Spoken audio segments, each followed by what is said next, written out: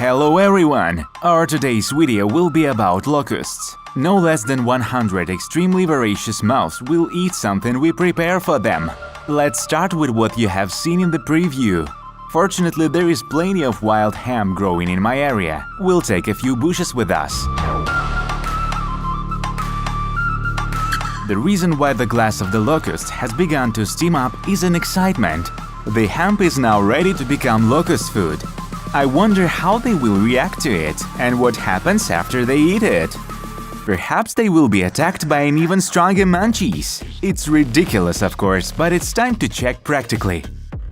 We put down the pot with the plant into the terrarium. An unprecedented ballyhoo immediately arises among the locusts. The insects stick all over the bush and begin to eat it greedily. Is it just because they're trying an unusual plant? It's hard to say right now, but they seem to be eating. No matter how the locusts react to hemp and to everything that we are going to offer next, there is a nuance. The insects will have 10 hours to pull this whole thing out. If they gnaw the whole bush, well done. If not, there is no help for it. You will have to starve. So the clock starts now.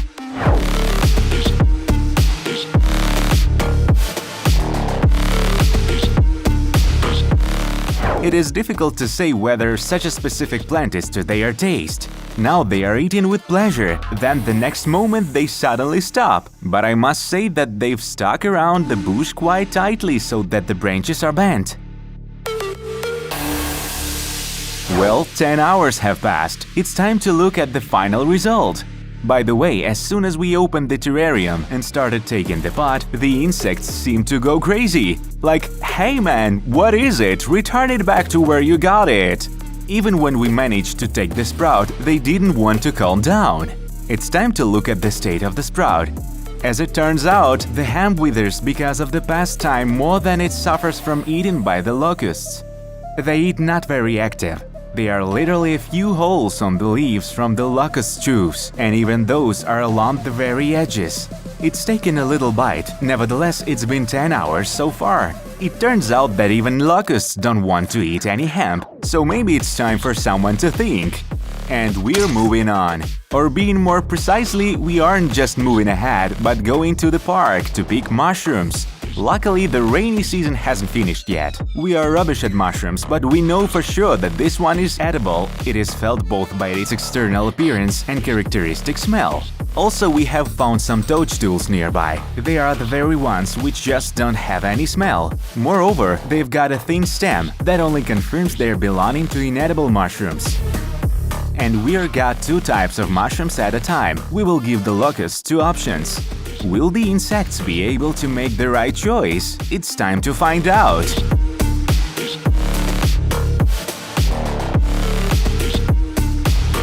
And tellingly, almost all the locusts have attacked a good edible mushroom at once. However, this may be due to the fact that it is larger, wider, and it is much more convenient to accommodate the whole swarm on it. But there are also enough insects on the toadstool. Now they're going to stop themselves and start hallucinate. On the other hand, if they bite a big mushroom at least a little, then they are not interested in the toadstool in gastronomic terms at all. Let's see how the things will go forward and leave the locusts alone with the mushrooms for 10 hours.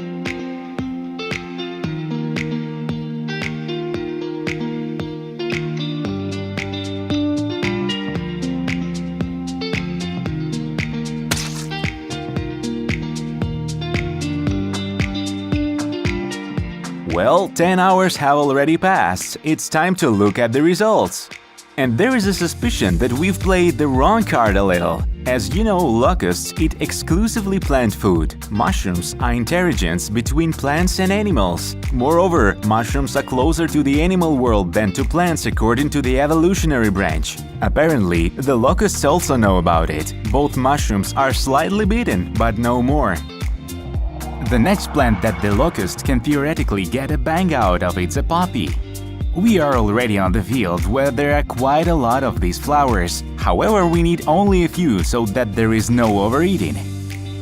5 poppy flowers should definitely be enough for our purposes.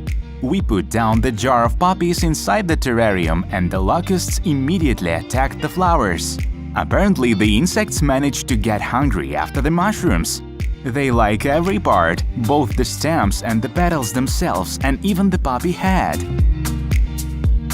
I must say they eat quite slowly. It would seem that the locusts should gobble up everything in a matter of minutes, but now they are eating it with relish. The insects cling to paws and carefully tear off pieces of delicious petals. Moreover, they also help themselves with feelers to choose the best tidbits.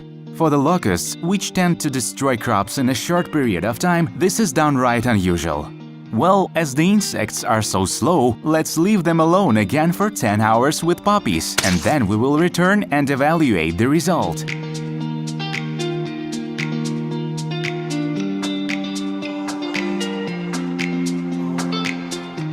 After 10 hours, it's time to see how the locusts are doing. Some individuals are still continuing to observe the plant, and one of them have completely grabbed a piece of petal with its mandibles and is pulling it in an unknown direction away from this eternally hungry mouse. And in general, the insects have done a good job of spreading poppy petals all over the terrarium, and while trying to pick up the jar, some individuals as usual begin to resent. By the way, there are not so many petals on the floor of the terrarium, and even those are quite badly gnawed. We can say that the locusts like all parts of the poppy except the heads. That is, they of course have grown them, but obviously without much enthusiasm. What is the conclusion from this? The poppy flowers can be given to the locusts because they like these plants by all odds. And what about Valerian?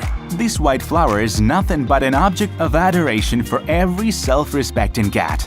Those who have cats know it for sure. In addition, we have found an entire field dotted with this particular plant. However, this time we won't need much. We take one flower and move with it from the hanger. We put down a valerian flower in a terrarium and the insects rush at it from the start. Here the enthusiasm specific to the locusts is already clearly visible. Fortunately, the flower is quite lush and with a lot of branches, so it will be enough for all the inhabitants of the terrarium at least to try. It's time to leave them again for 10 hours.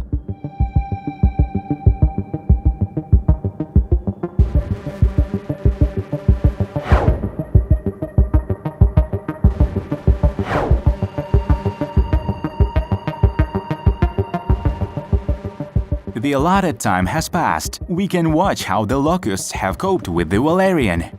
And I must say, quite well. Literally, from the start, it is clear that a thick flower has been torn apart all over the floor. As a result, only a few flowers have been left from a branching plant.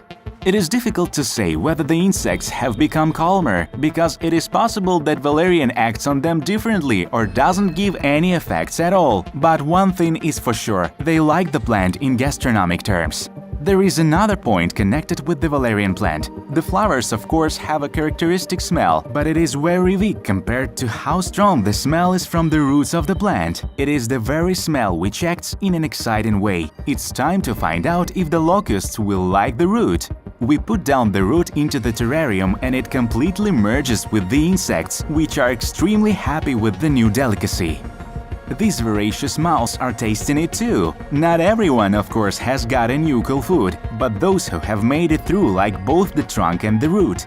It should be noted that essential oils of valerian begin to be released from the root, so the smell in the terrarium is very strong, and after 20 minutes, the influence of the root begins. The locusts have literally dropped off. Some individuals even have built 3-story beds for themselves. That's all for now. Bye-bye!